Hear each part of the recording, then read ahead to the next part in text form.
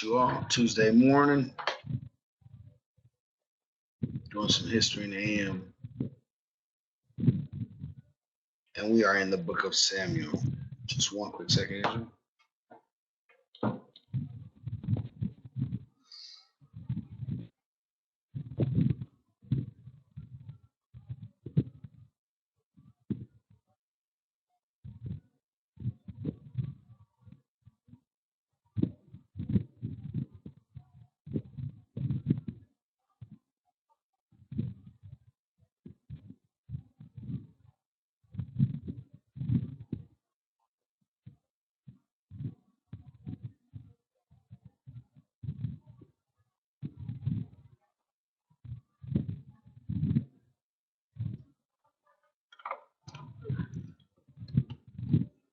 All right.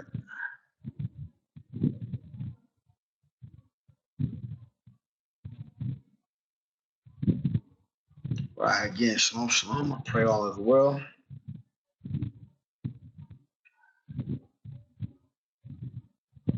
Let me send up some prayers here real quick. One more second for me, Israel.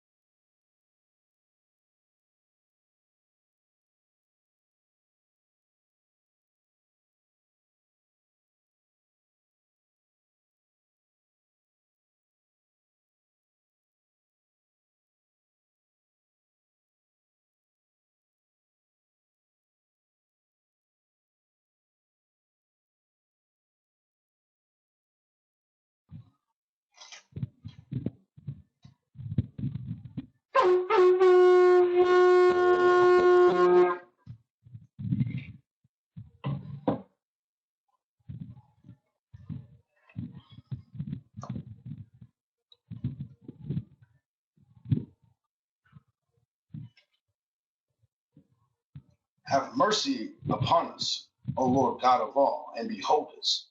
And send thy fear upon all the nations that seek not after thee. Lift up thy hand against the strange nations, and let them see thy power. As thou wast sanctified in us before them, so be thou magnified among them before us. And let them know thee as we have known thee, that there is no God but only thou, O God. Show new signs and make other strange wonders. Glorify thy hand and thy right arm, that they may set forth thy wondrous works. Raise up indignation and pour out wrath. Take away the adversary and destroy the enemy. Make the time short. Remember the covenant, and let them declare thy wonderful works. Let him that escapeth be consumed by the rage of the fire, and let them perish that oppress the people. Smite and sunder the heads of the rulers of the heathen that say, there is none other but we. Gather all the tribes of Jacob together, and inherit thou them as from the beginning. O Lord, have mercy upon the people that is called by thy name, and upon Israel, whom thou hast named thy firstborn. O be merciful unto Jerusalem, thy holy city, the place of thy rest. Fill Zion with the unspeakable oracles, and thy people with thy glory. Give testimony unto those that thou hast possessed from the beginning, and raise up prophets that have been in thy name. Reward them that wait for thee, and let the prophets be found faithful. O Lord, hear the prayer of the servants according to the blessings of Aaron over thy people, that all they which dwell upon the earth may know that thou art the Lord, the eternal God. In your Son Jesus' name we pray thee, and we thank you, dear God. We ask, we come humbly, dear Lord, as you continue to guide us and keep us, dear Lord. Keep us in your safety, dear God. And keep showing us exactly what you would have us to do as we build up the strength, dear Lord, and as we continue to do your will and keep these laws, statutes, and commandments in the faith of your Son, Jesus Christ, to the best of our ability, dear Lord. Continue to show us exactly what it is that you will want us to do, what you will want us to think, how you will want us to act, dear Lord. Forgive us for any of our trespasses against thee, and we thank thee, dear Lord. In Jesus' name we pray thee. I pray that the class is edifying, dear Lord. Let it do what you would have it to do, dear Lord. Teach the people, inspire the people. Give the people understanding, dear Lord. In Jesus' name I pray, and I thank thee. Amen.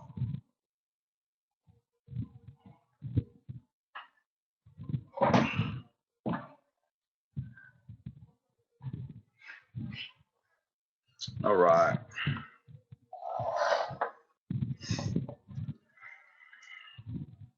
All right. So like I was saying, we're in the book of Samuel.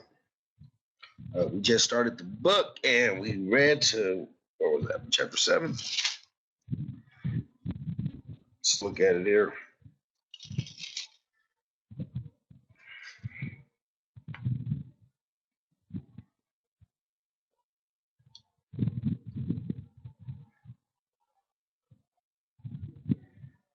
Because the people had just asked for a king, right? Actually, I was trying to look at it, getting off the plantation before starting. Got me running a little bit, but hey, we getting through it. So all praises. Most High is allowing it, so we'll deal with it and continue on.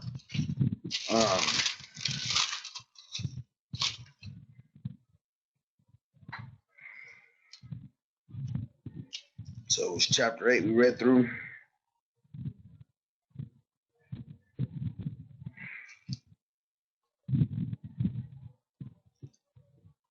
All right, Moses just got done letting the people know we want a king. I mean, this is the type of guy you're going to end up with. All right, and they didn't care. They cried for him anyway. We're going to jump right into it. We're going to start at chapter 9 of 1 Samuel. 1 Samuel. It's good history. Gives us a little more understanding, especially understanding the characteristics of Israel. Seeing that we actually carry those exact characteristics today. Same people. We act exactly like our forefathers, basically. All right. All right, so let's read. I need a scribe.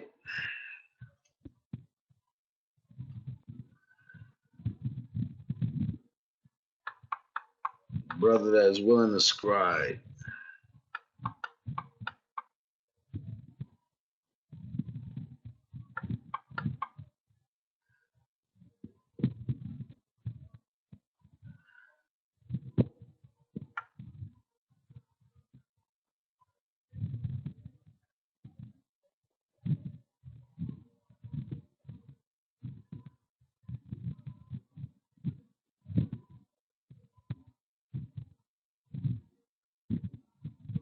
All right, all praises, Abaddon.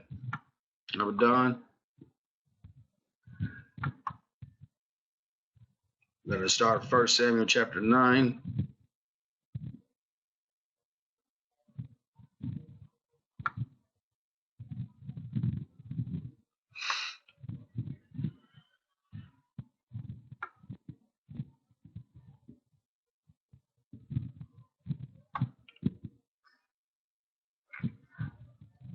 Right, the book of 1 Samuel chapter 9, verse 1. Now there was a man of Benjamin, whose name was Kish, the son of Abiel, the son of Zerar, the son of Bachorah, the son of Aphiah, a Benjamite, a mighty man of power. And he had a son whose name was Saul, a choice young man, and a goodly. And there was not among the children of Israel a goodlier person than he. From his shoulders and upward, he was higher than any of the people. And the asses of Kish, Saul's father, were lost. And Kish said to Saul, his son, take now one of thy servants with thee and arise, go seek the asses. And he passed through Mount Ephraim and passed through the land of Shalisha, but they found them not. Then they passed through the land of Shalim, and there they were not. And he passed through the land of the Benjamites, but they found them not. And when they were come to the land of Zuph, Saul said to his servant that was with him, come and let us return, lest my father leave caring for the asses, and take thought for us. And he said unto him, behold, now there is in this city a man of God, and he is an honorable man. All that he saith cometh surely to pass. Now let us go thither. Peradventure he can show us, or excuse me, he can show us our way that we should go. Then said Saul to his servant, But behold, if we go, what shall we bring the man? For the bread is spent in our vessels, and there is not a present to bring to the man of God. What have we? And the servant answered Saul again and said, Behold, I have here at my hand the fourth part of the shekel of silver that will I give to the man of God to tell us our way. Before time in Israel, when a man went to inquire of God, thus he spake, Come and let us go to the seer. For he that is now called a prophet was before time called a seer. So again, ancient time, or as the scriptures say, before time, prophets were always called seers. Okay, and they were able to see things that, even a regular spiritual brother wouldn't necessarily see. All right, verse 10.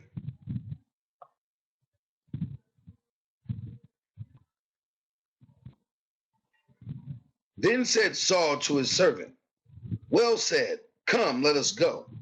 So they went unto the city where the man of God was. And as they went up the hill to the city, they found young maidens going out to draw water, and said unto them, Is the seer here? And they answered them and said, He is. Behold, he is before you. Make haste now, for he came today to the city. For there is a sacrifice of the people today in a high place. As soon as ye be come into the city, ye shall straightway find him, before he go up to the high place to eat. For the people will not eat until he come, because he doeth bless the sacrifice, and afterwards they eat that be bidden. Now therefore get you up, and for about this time ye shall find him. And they went up into the city. And when they were come into the city, behold, Samuel came out against them, for to go up to the high place. Now the Lord had told Samuel in his ear a day before Saul came, saying, Tomorrow about this time I will send thee a man out of the land of Benjamin, and thou shalt anoint him to be captain over my people Israel, that he may save my people out of the hand of the Philistines. For I have looked upon my people, because their cry has come unto me. And when Samuel saw Saul, the Lord said unto him, Behold, the man of whom I spake to thee of, this same shall reign over my people. Then Saul drew near to Samuel in the gate and said, Tell me, I pray thee, where the seer's house is. And Samuel answered Saul and said, I am the seer. Go up before me into the high place, for ye shall eat with me today, and tomorrow I will let thee go, and will tell thee all that is in thy heart. And as for thine asses that were lost 3 days ago, see not thy mind on them, for they are found. And on whom is all the desire of Israel? Is it not on thee and on all thy father's houses? So again, real quick, didn't want to pass over it. We've seen it twice now, all that mind. So it says, set not thy mind. Before Saul said, my dad would, let me find it back again.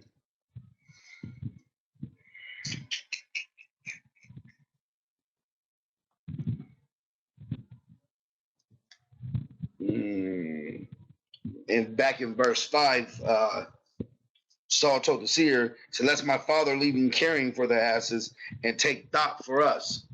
Both things basically just mean worry. Leave thought for us. Thy mind just means worry. So before he was saying, let's go back, before my dad gets to worrying. And then this time, Samuel said, don't worry about the asses. All right, in verse 20. All right, so let's read on. Again, I'll read verse 20. And as for thine asses that were lost 3 days ago, set not thy mind on them, for they are found. And on whom is all the desire of Israel? Is it not on thee and on all thy father's house? And Saul answered and said, Am not I a Benjamite, of the smallest of the tribes of Israel? And my family the least of all the families of the tribe of Benjamin? Wherefore then speakest thou so to me? And Samuel took Saul and his servant and brought them into the parlor and made them sit in the chiefest place among them that were bidden, which were about 30 persons. And Samuel said unto the cook, Bring the portion which I gave thee, of which I said unto thee, Set it by thee. And the cook took up the shoulder and that which was upon it, and set it before Saul. And Samuel said, Behold, that which is left, set it before thee, and eat. For unto this time hath it been kept for thee, since I said, I have invited the people. So Saul did eat with Samuel that day. And when they were come down from the high place into the city, Samuel communed with Saul upon the top of the house.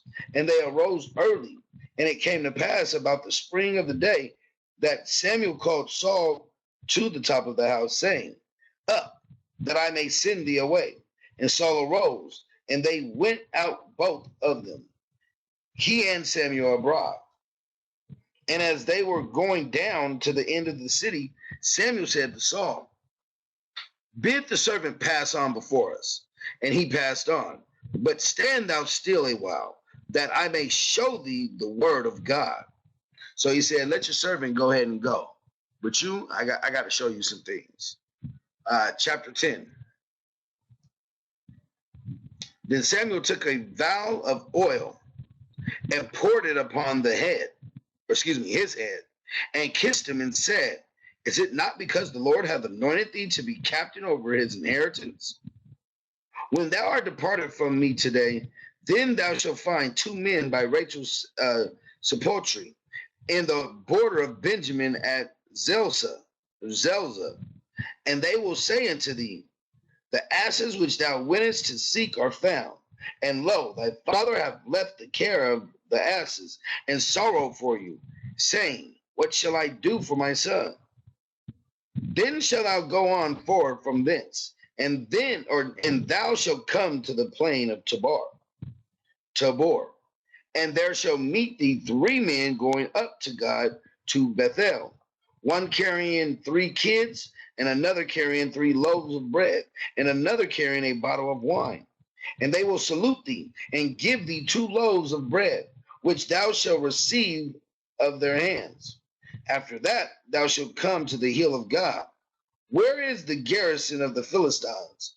And it shall come to pass, when thou art come thither to the city, that thou shalt meet a company of prophets coming down from the high place, with a psaltery and a tabret and a pipe and a harp before them, and they shall prophesy. So far he's told him what?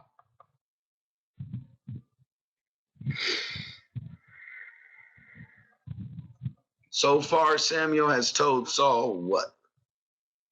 As far as who he's going to see. 3 different things so far.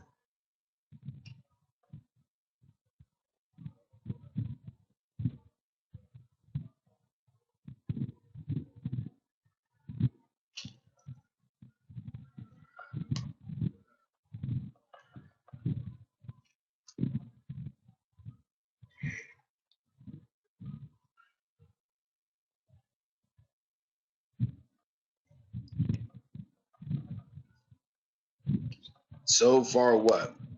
What is Samuel expecting? Who is Samuel expecting to see so far?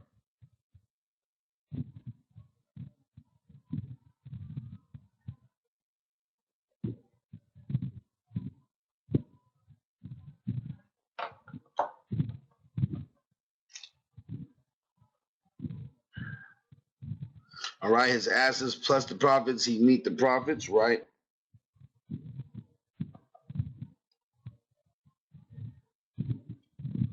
So, okay, he's going to see his asses prophets. So, how so? So basically, what I'm getting at is we want to run down what he's going to see, because anytime there was a prophecy, right? Anytime there was some information passed on, we look at that. Obviously, that's the truth. So the only way we know that it's true is that it happens exactly as said. So the first thing he's going to be looking for is what? 2 men. 2 men to tell him what? That his asses are found. So he's looking for 2 men that he's going to run into that's going to tell him his asses are found. What's the next thing? The next thing is what? Let me actually look at it, make sure I don't say it wrong.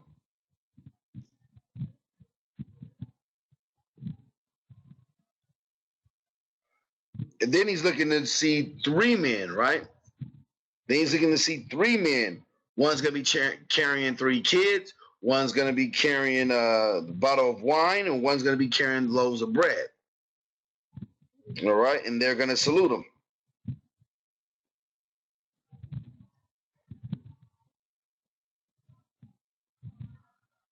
All right. So first is 2 men to tell him that his ashes are found.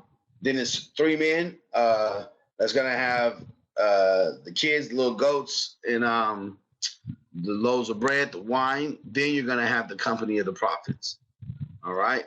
So these are the things that he'll be looking for to see that what what Samuel is telling him is the exact truth. Okay, it's gonna line out exactly what he says. All right. All right, let's read on. So I'm going to start back. Yeah, we're just going to go forward. No, I'm going to start at 5. I'm going to start back at 5 with the company of prophets. So verse 5. So 1 Samuel chapter 10, verse 5.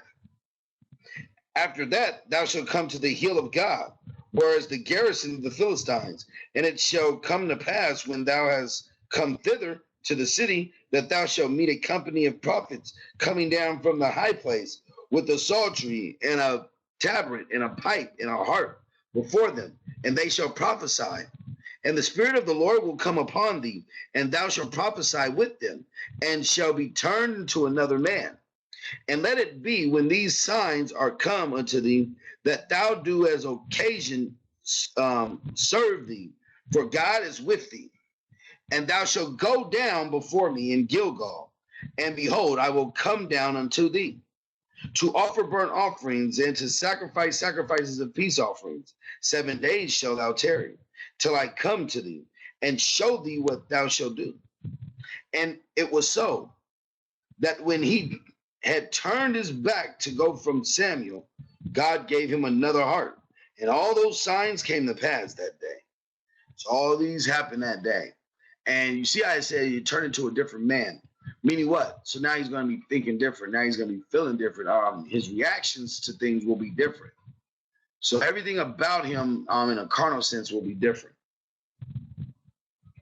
Okay, I mean, other than his looks and things of that nature, that's not going to be different. But all his mannerisms and everything that has to deal with, his countenance, his thought pattern, is all will be different. Okay, so when it says gave him a new heart or changed his heart, it changed his mind. Obviously, now he's not thinking in the same manner that he would, let's say, just yesterday, because it happened that day, right? So again, verse 9, and it was so that when he had turned his back to go from Samuel, God gave him another heart, and all those signs came to pass that day. And when they came thither to the hill, behold, a company of prophets met him, and the Spirit of God came upon him, and he prophesied among them. And it came to pass, when all that knew him before time saw that, behold, he prophesied among the prophets. Then the people said one to another, what is this that is come unto the son of Kish? Is Saul also among the prophets?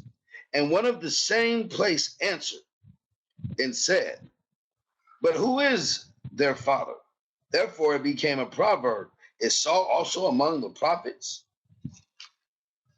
And when he had made an end of prophesying, he came to the high place. And Saul's uncle said unto him and to his servant, whither went ye?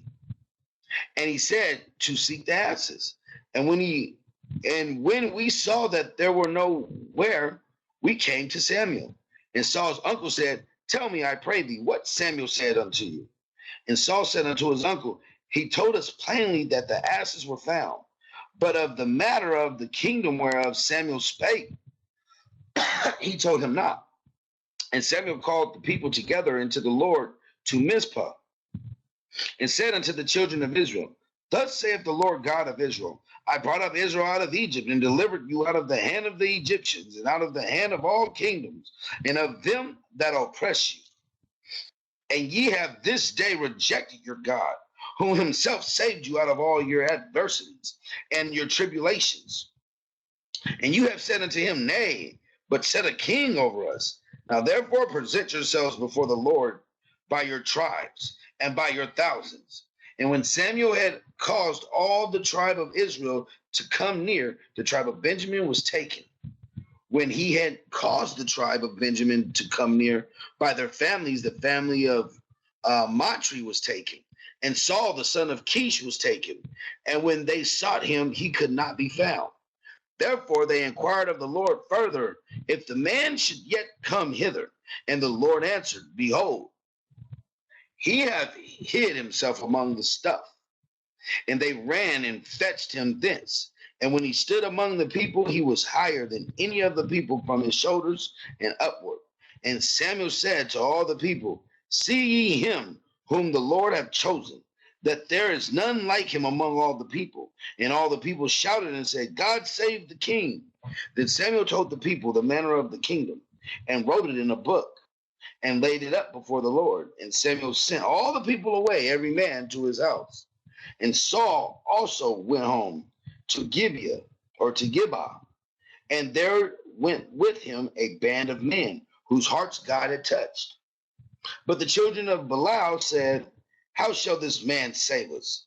And they despised him and brought him no presents, but he held his peace. Chapter 11. Then Nahash the Ammonite came up and encamped against Jabesh Gilead. And all the men of Jabesh said unto Nahash, make a covenant with us, and we will serve thee. And Nahash the Ammonite answered them, on this condition will I make a covenant with you, that I may thrust out all your right eyes, and lay it for a reproach upon all Israel.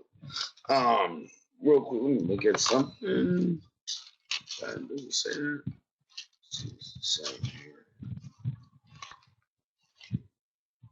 This is when they wanted to pass by. Let me see.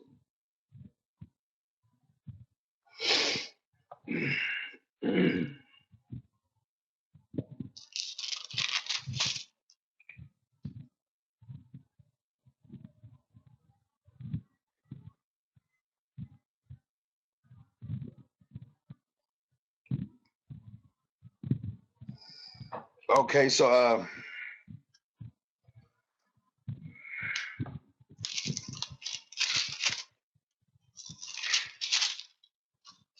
I know one of the teachers went over Judges, so we'll tie this in.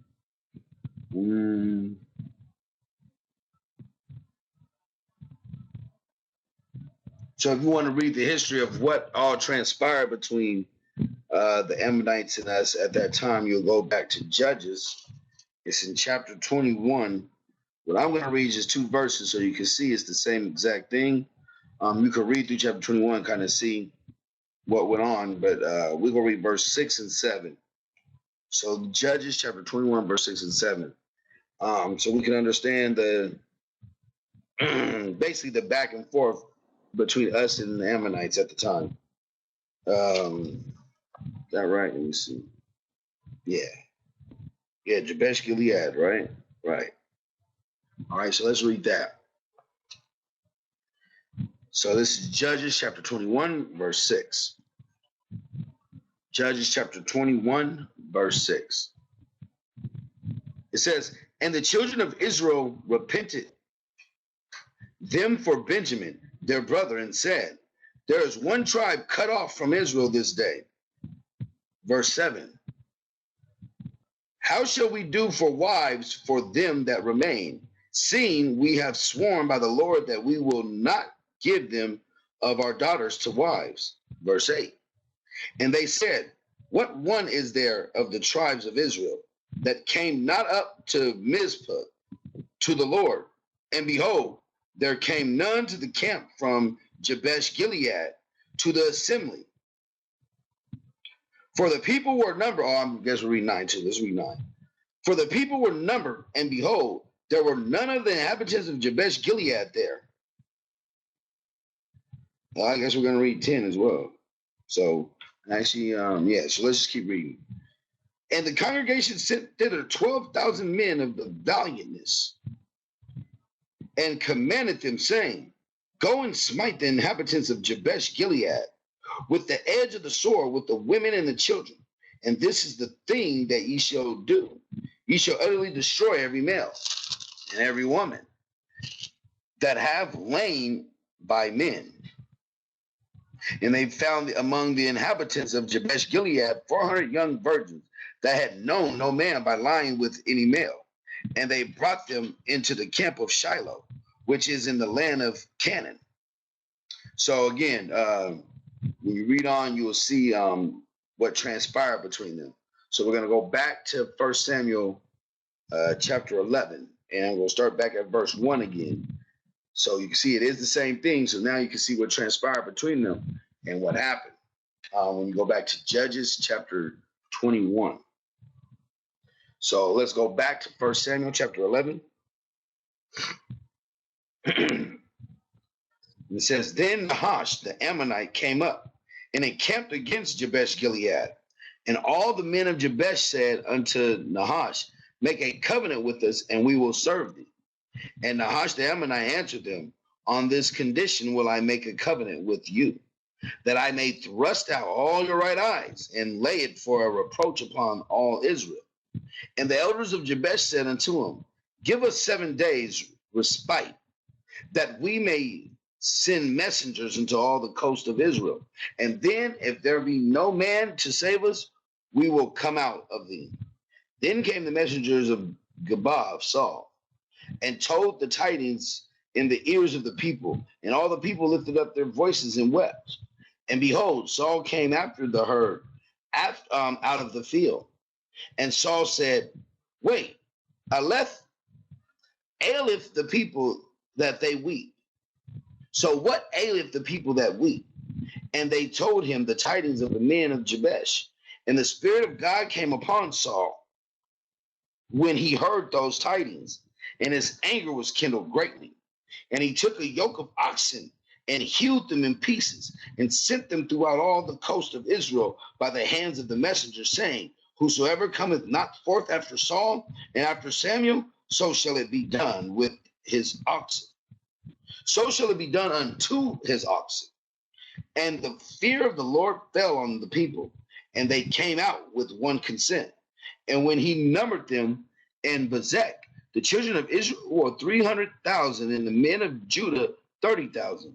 And they said unto the messengers that came, thus shall ye say unto the men of Jabesh Gilead, tomorrow by that time the sun be hot, ye shall have help. And the messengers came and showed it to the men of Jabesh, and they were glad. Therefore the men of Jabesh, tomorrow we will come out unto you, and ye shall do with us all that seemeth good unto you. And it was so on the morrow that Saul put the people in 3 companies, and they came unto the midst of the host of the morning watch, and slew the Ammonites until the heat of the day. And it came to pass that they which remained were scattered, so that 2 of them were not left together. And the people said unto Samuel, who is he that said, shall Saul reign over us before the men, that we may put them to death? And Saul said, there shall not a man be put to death this day, for today the Lord hath wrought salvation in Israel. Then said Samuel to the people, come, and let us go to Gilgal, and renew the kingdom there. And all the people went to Gilgal, and there they made Saul king before the Lord of Gilgal. And there they sacrificed sacrifices of peace offerings before the Lord. And there Saul and all the men of Israel rejoiced greatly. So now Saul is the king.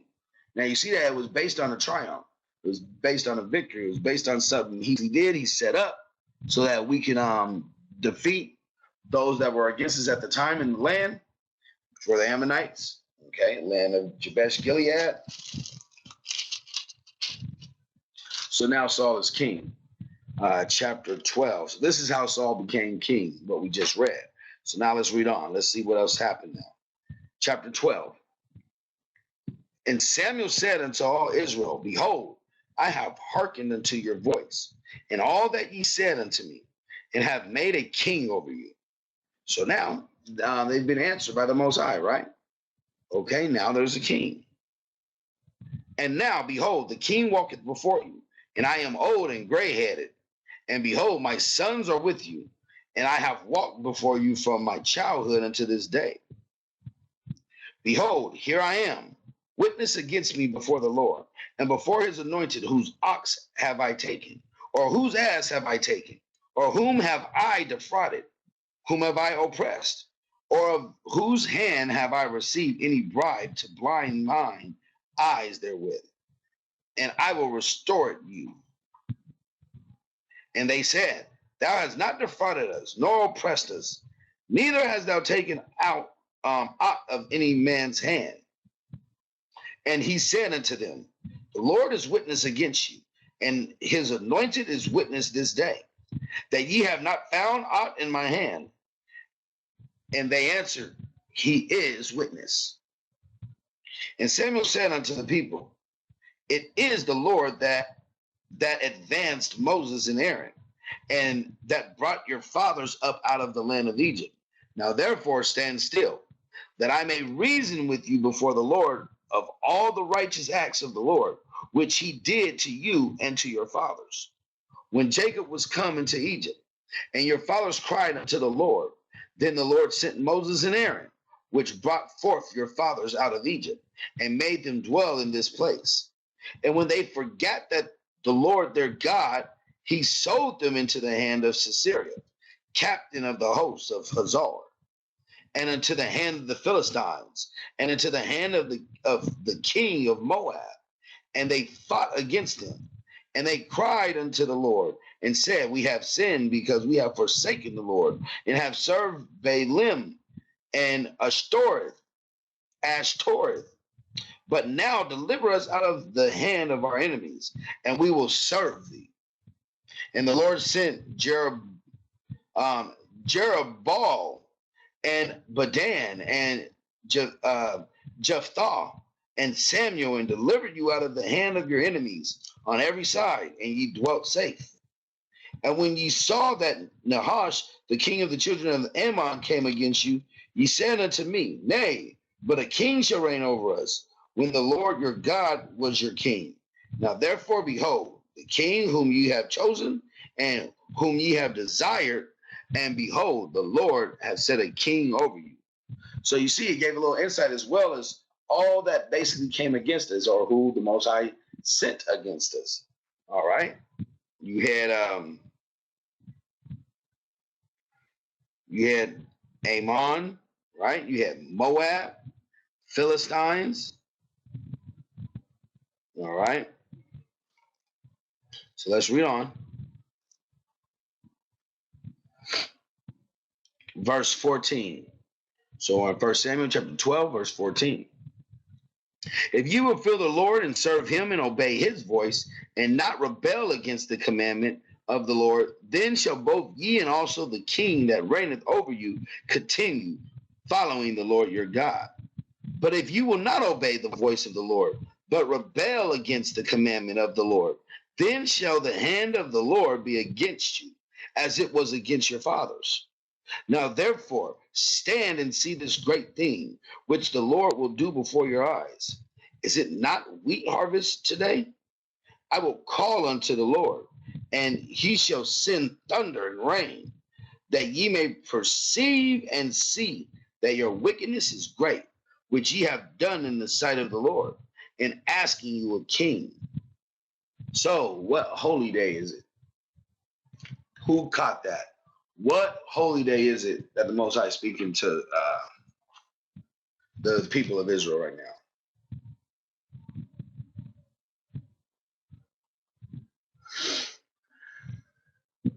What holy day?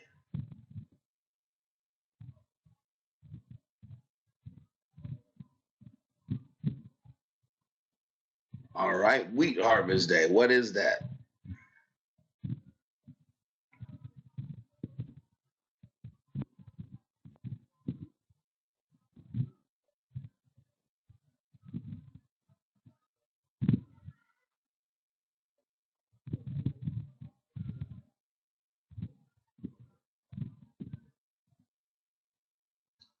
Good, Pentecost. All right, good, Pentecost. So Pentecost is the first fruits. What is the last fruits?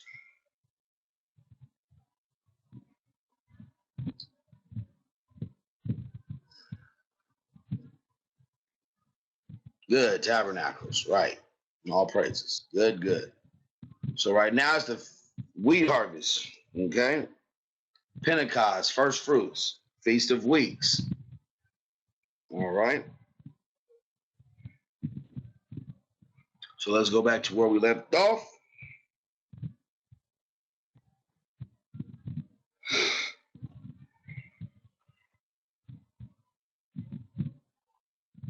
Actually, I want to start back at, yeah, well, that's basically where we left off. We're going to read 17 again, all right? We're going to read 17 again. It is it not wheat harvest today?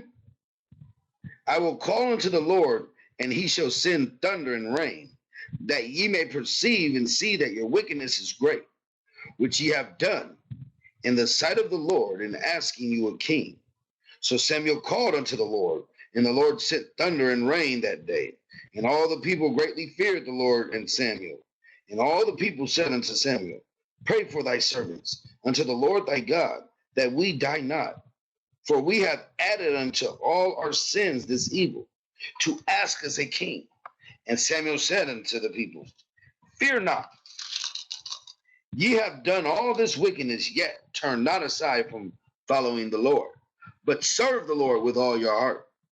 And turn ye not aside, for then should ye go after vain things, which cannot profit nor deliver, for they are vain. For the Lord will not forsake his people, and his great name's sake, because it hath pleased the Lord to make you his people. Moreover, as for me, God forbid that I should sin against the Lord in ceasing to pray for you. But I will teach you the good and the right way. Only fear the Lord and serve him in truth with all your heart. For consider how great things he hath done for you. But if ye shall still do wickedly, ye shall be consumed, both ye and your king. All right, let's read chapter 13. Probably go end it on chapter 13. Let's read that. 1 Samuel chapter 13, verse 1. Saul reigned 1 year, and when he had reigned 2 years over Israel, Saul chose him 3,000 men of Israel, whereof 2,000 were with Saul in Michmash and in Mount Bethel, and 1,000 were with Jonathan in Gabah, and Gabah of Benjamin. And the rest of the people he sent every man to his tent. And Jonathan smote the garrison of the Philistines that was in Geba or Gabah. And the Philistines heard of it. And Saul blew the trumpet throughout all the land, saying, Let the Hebrews hear. And all Israel heard. Say that Saul did smitten a garrison of the Philistines, and that Israel also had an abomination with the Philistines. And the people were called together after Saul in Gilgal. And the Philistines gathered themselves together to fight with Israel, 30,000 chariots and 6,000 horsemen, and people as the sand which is on the seashore in multitude. And they came up and pitched in Michmash, eastward from Bethaven. When the men of Israel saw that there were a strait, for the people were distressed, then the people did hide themselves in caves and in thickets and in rocks and high places and in pits. And some of the Hebrews went over Jordan to the land of Gad and Gilead. As for Saul, he was yet in Gilgal, and all the people followed him trembling. And he tarried 7 days according to the set time that Samuel had appointed. But Samuel came not to Gilgal, and the people were scattered from him. And Saul said, bring hither a burnt offering to me, and peace offering. And he offered the burnt offering. And it came to pass that as soon as he had made an end of offering the burnt offering, behold, Samuel came, and Saul went out to meet him, that he might salute him. And Samuel said, what hast thou done? And Saul said, because I saw that the people were scattered from me, and that thou camest not within the days appointed, and that the Philistines gathered themselves together at Michmash, therefore said I, the Philistines will come down now upon me to Gilgal, and I have not made supplication unto the Lord. I forced myself therefore, and offered a burnt offering. And Samuel said to Saul, thou hast done foolishly. Thou hast not kept the commandment of the Lord thy God, which he commanded thee. For now would the Lord have established thy kingdom upon Israel forever. But now thy kingdom shall not continue. The Lord hath sought him a man after his own heart, and the Lord hath commanded him to be captain over his people, because thou hast not kept that which the Lord commanded thee. And Samuel arose and got him up from Gilgal unto Geba of Benjamin. And Saul numbered the people that were present with him, about 600 men. And Saul and Jonathan his son and the people that were present with them abode in Geba of Benjamin. But the Philistines encamped in Michmash. And the spoilers came out of the camp of the Philistines in 3 companies. One company turned into the way that leadeth to Ophrah, or Ophrah, unto the land of Shul, or Shual. And another company turned the way of Beth-horon. And another company turned to the way of the border of that looketh to the valley of Zebion, or Zeboam, toward the wilderness. Now there was no smith found throughout all the land of Israel, for the Philistines said, lest the Hebrews make them swords or spears. But all the Israelites went down to the Philistines to sharpen every man his share, and his coulter, and his axe, and his mattock. Yet they had a file for the mattocks, and for the coulters, and for the forks, and for the axes, and sharpened the goads. So it came to pass in the day of battle that there was neither sword nor spear found in the hand of any of the people that were with Saul and Jonathan. But with Saul and with Jonathan his son was there found. And the garrison of the Philistines went out to the passage of Michmash. So now they're going to battle, huh? Now they sharpening their swords. They're getting together and said what? Their axes, their mattocks, their coulters. All right, different sharp tools or different sharp instruments of war, or different sharps weapons. Okay. I want to touch on one thing. Why did Saul do foolishly?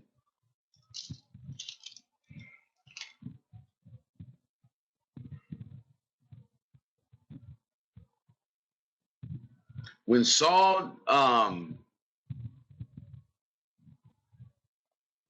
gave offering, why was that foolish? And why and how was that going against God?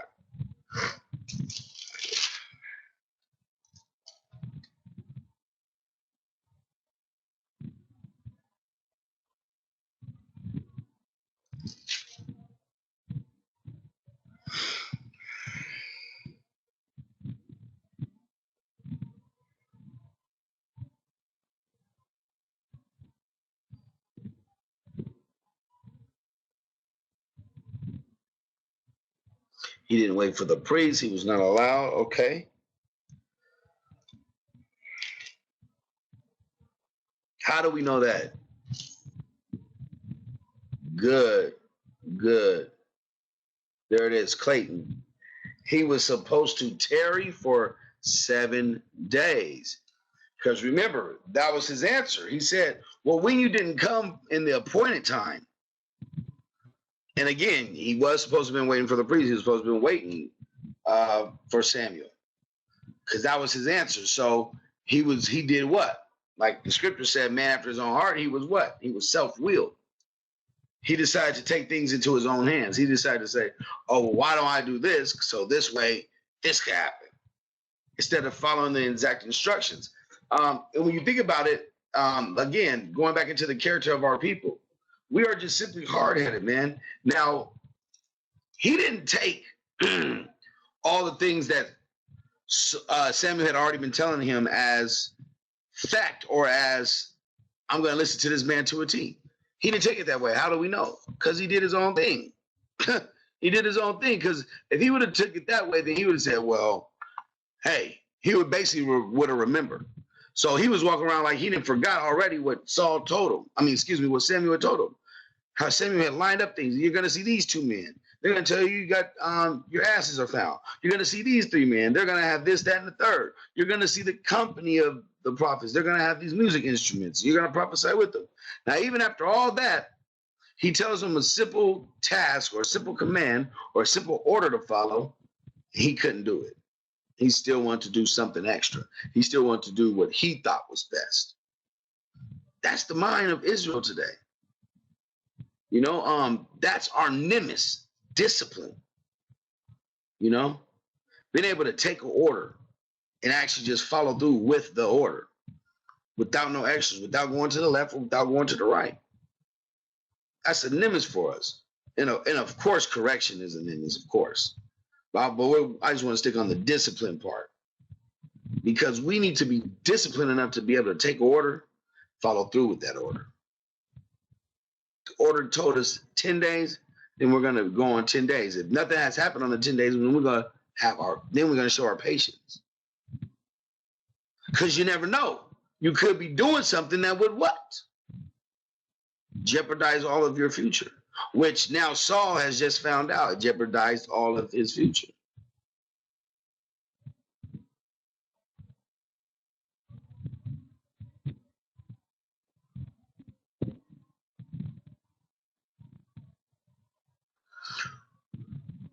Well, he didn't get his spirit took away.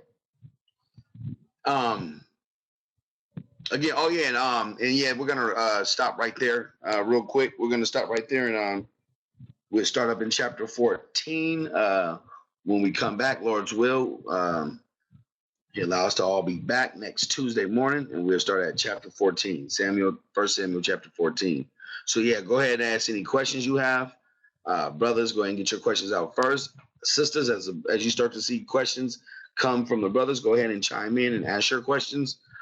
So first, Abaddon said, would it be safe to say God took his spirit from him for our sins and asking for a king? Well, you see, first, God basically granted this to us.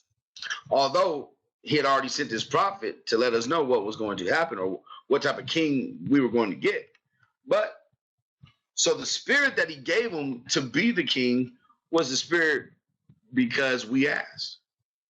Now, he got it took from him for being self-willed, because that's what type of person he was. That's the Most High already knew that's what he was going to be. So he didn't get it took from him because we asked. It actually was put upon him because we asked.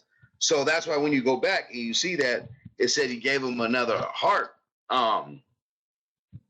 So he got a certain spirit to lead or to be the captain or to be the head man. Okay, obviously the king, based upon us asking. So he received a spirit or a different spirit to be a different man because of us asking. Because that was the Most High making sure that part of the prophecy is fulfilled, meaning him becoming a king, because he knew that at the end of the day, he would do what he just did, what we read about in chapter 13, being self-willed. So he didn't get his spirit took, unless you're speaking of his original spirit, as far as him being who he was, you know, the goodest man.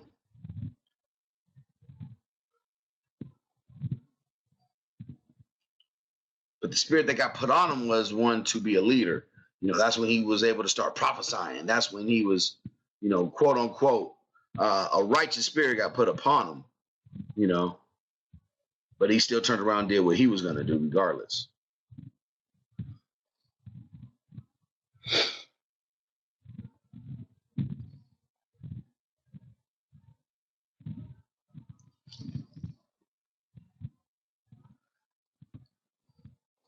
Any other questions? Anybody got any questions on what we read this morning?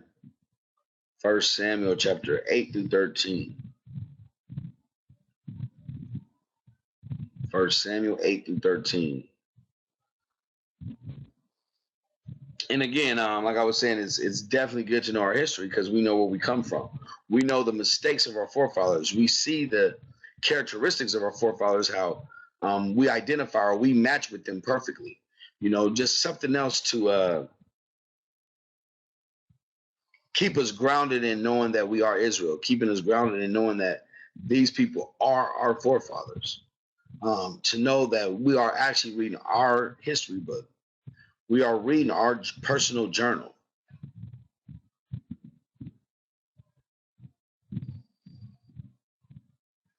Oh, when you go to Judges 21:6, you see what we did to get that land, or what was it, Jabesh Gilead? So I'm going to show you.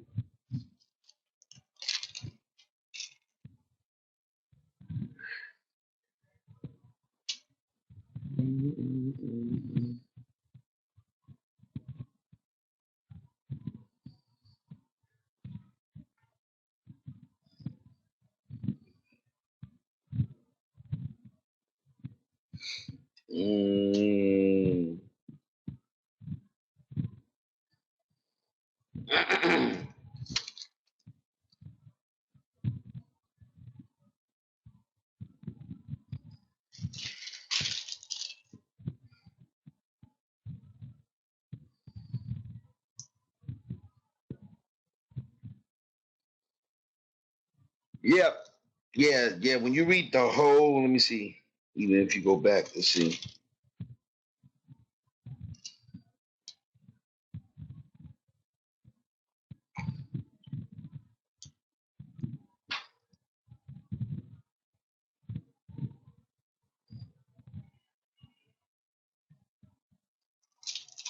Yeah, you don't need to really necessarily go back and Ramon.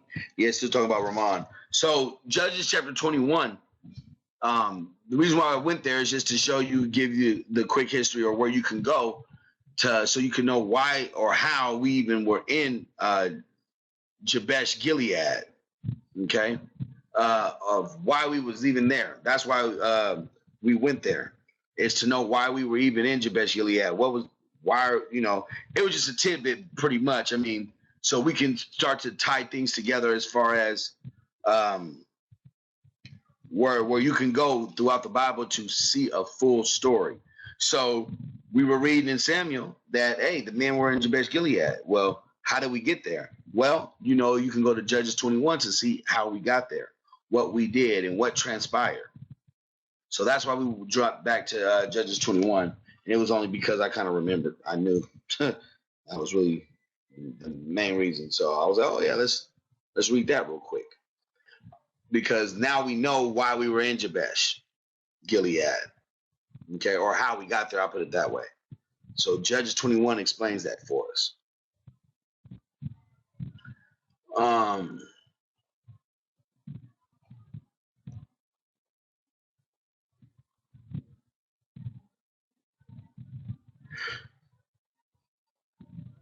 Oh, excuse me.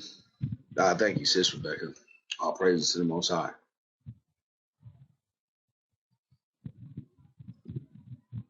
Any other questions? Oh, and then actually, I'll just email you. I'll email you, Sister Ataya.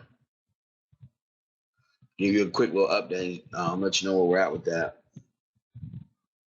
Basically, you guys are next on the chopping board, so that's why I'll be emailing you.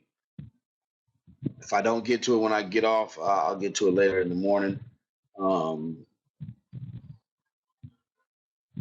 We're doing a lot of things. If you guys don't know, every state and city now has extension to the 1-800 number that we've always had. The headquarters 1-800 number, the 855 number. Now every state or city that we're at, we have an extension. So makes it a little more easier for anyone to reach out. In case if they are paying for long distance. Now it's free for them. If you go on to the map, just go to contact us. So that's the best way to just see it. If you go to contact us and then you go down to our states, don't click on the map, but just click on, the names, the names of our states that where we're all at. To find the contact men, you'll see the numbers and you'll see all the different extensions. So, we're definitely doing more things, we're always moving forward. That's how you can see, like Paul said, if you want to know my faith, look at my works. I mean, all praise to the Most High that he has us in a place where we're actually being guided by men of God. You can clearly see Christ in them. You can see the works. You can see the fruits of their labor. Right now, we're in Trinidad. We got some leadership over there in Trinidad right now. Send prayers up for their return home safe, or their safe return home. But again, the main thing, we want to always convey to one another, and what the brothers who teach class always want to convey to you all, that's learning and building your spirits up, is, to keep pushing to learn the commandments, to keep desiring that milk. Don't ever feel as if that's too old, or don't ever feel as if you could get enough of that, or it all as far as the laws and keeping the laws and knowing the holy days and keeping the holy days. Always desire that sincere milk. Always be looking to grow in that. Knowing some precepts and knowing and getting more understanding of a dark saying even, that's good. Okay, that's fine. Okay, hey, happy for me. I know that. But to truly grow in your spirit, to even gain that type of understanding, for the Most High to even trust you with that type of understanding, is applying the laws. And everything that we do, even reading history, we want to see how we need to apply laws, where we can look at and see where our forefathers may have went off, or what they were doing good, when they actually did well. Like, okay, that's something to, to keep and to practice. All right. Always be looking to always desire the sincere milk. Okay. What's the title? Oh, title is just History in Samuel. First Samuel chapter, where we started in 9 to 13, or was 8 to 13?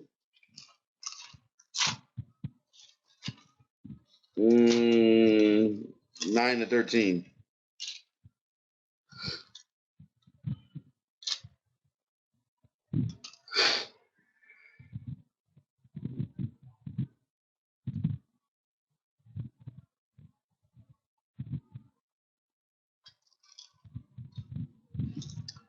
Skip anything. Let me see here.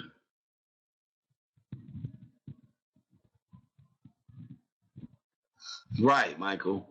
Right. You could definitely see that was us. That was us completely. After all God do for you, you still just oh wait, I got a bright idea. Let me go ahead and do that. But the Most High have sent someone to give me the order from him directly. But no, I have a bright idea.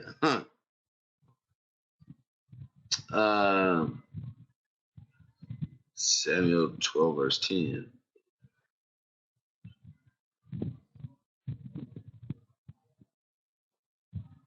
Yeah, Balaam and a story, or I always call it Astari. I always laugh at myself for calling that all the time. The brothers be laughing. Let's get it back.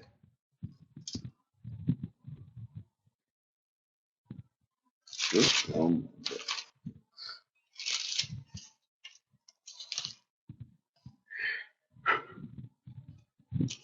12, right? And